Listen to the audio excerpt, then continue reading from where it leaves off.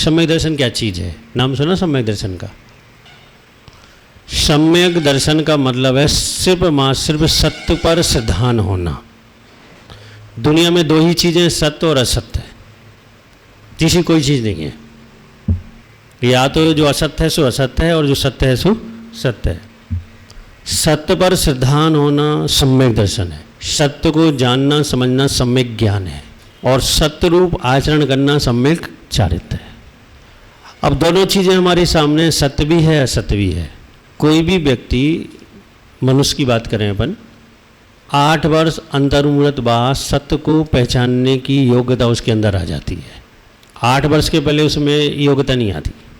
8 वर्ष के बाद, 8 वर्ष अंतर्मुहूर्त के बाद वो चाहे तो सत्य और असत्य को पहचान कर सत्य पर श्रद्धान ज्ञान कर सकता है। तो अब सत्य है क्या चीज़? अब जब सत्य सत्य हैं तो सत्य सत्य चीज़ें भी होंगी। फिर दुनिया क्या है? असत्य रूप से भी जाना जाता है और सत्य रूप से भी जाना जाता है।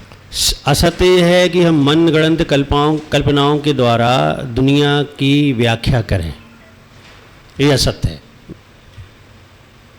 सत्य है कि हम वास्तविकता में किसी ऐसे व्यक्ति द्वारा बताई हुई दुनिया का व्याख्यान करें जो प्रमाणित था, यानी केवल ज्ञानी था। तो ये श्रद्धान सत्य है और ज्ञान सत्य है। हम सत्य की पहचान कैसे करते हैं? दो व्यक्ति हैं, एक को केवल ज्ञान नहीं है और वो दुनिया का व्याख्यान कर रहा है, और एक वो व्यक्ति है जिसको केवल ज्ञान है, वो दुनिया का व्याख्यान कर रहा है। केवल ज्ञान का मतलब है जो साक्षात दुनिया को देख रहा है। छद्मस्ता का अर्थ है जो साक्षात नहीं देख रहा है,